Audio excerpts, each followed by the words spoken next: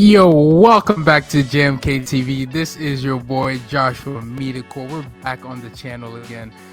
I am here with my boy Jack Content. This is a guy that is about to take this content space by storm. He covers everything in the football or soccer space for African content. How you feeling today, man? I'm feeling really good. The World Cup, is giving us a lot of shockers. It's crazy, isn't it? It's crazy, man. It's crazy. But listen, we're here today. We're about to cover this game with the U.S. versus England.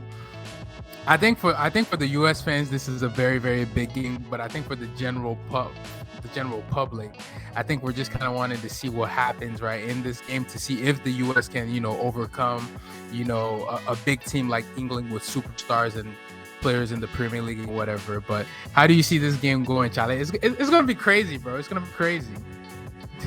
Well, I know I watched the U.S. against Wales. Wales was very poor. The Wales team was very, very poor, and the U.S. team was just really bad. They were worse than poor. And against England, it's just gonna be a beat out. It's just gonna be a blowout. It's not gonna be a close game. The US midfield is very, very, very poor.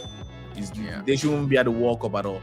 And also, the way they play, a lot of their players, they really, C+ level players. So it's good for them to be at the World Cup. They have a lot of young guys on the team. It's fantastic, but I don't think they're in the level to even be at the World Cup at all. I agree, bro. It's not going to be close at all. I honestly have it as a 3-0 victory to England. I just think even if you played England's B squad, they should be able to beat the U.S. Now, obviously, we've been seeing some absolute shockers in this World Cup, so I wouldn't be shocked if the U.S. is able to pull something out of the bag. But logically, I just can't see anything happening. I just think that the defense is not going to be able to cope with the likes of Saka, the likes of Foden, the likes of Kane. These are these are world-class strikers we're talking about, and world-class wingers, world-class players all across the pitch. So it's not going to be a close contest at all. I think I have my own star boy, Saka, is going to get 2 goals. That's how I see it going. And then maybe Kane gets a third, or maybe on a corner somewhere, maybe like Maguire. Maguire scores 1. But Maguire is also another person we need to touch on, because Maguire can definitely be a like you as a Manchester United fan. I think you should probably speak more on Maguire than I should as an Arsenal fan. So I think go ahead. When someone like Maguire is playing against the USA, you're looking at prime Mandini. We're looking at prime Mandini.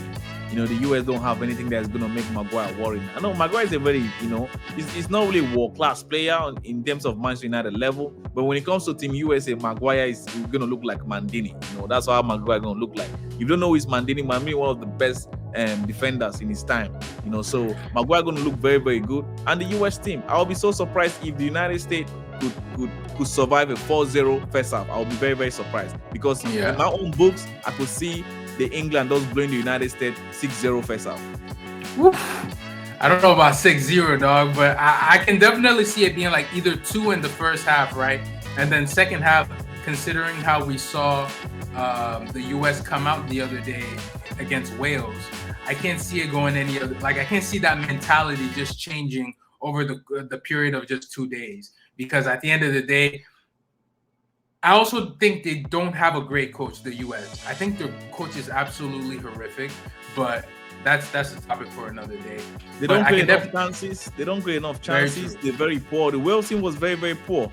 They're not clinical. Create a lot of chances, and the U.S. is depending on what's his name, Pulisic. Yeah. Hello, my friend. Pulisic is very, very bang average, man. He's been very bang average this season. That's why he's sitting on the bench. If you say Pulisic is the best player ever in the United States, you're making a big mistake, because that guy right now, man, is absolutely trash.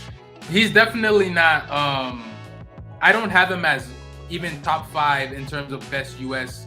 Players ever. I think Dempsey and Donovan are still on top for me, because at least when they went to the World Cup, they've showed something, right? They've showed that they're able to play with the big teams in 2010, 06, 2014. No, they didn't go in 2014. They actually missed 2014. But either way, those players have been able to show that, they're They're actually they show resilience, and this team has not shown any of that whatsoever. There should be no reason why you're winning 1-0 in the first half, and then all of a sudden you drop off to play defensive football. What kind of nonsense is that? So that's how I see it going, man. You guys let us know down in the comments below what you guys think. Make sure to go like and subscribe our 9Jack content. Listen, he's gonna have a lot of content coming out. Go ahead and also subscribe and look at his shorts as well. And drop a like and subscribe on anything he's posting, man. It's been your boy Joshua Medico with GMK TV, and we'll see you guys on the next one.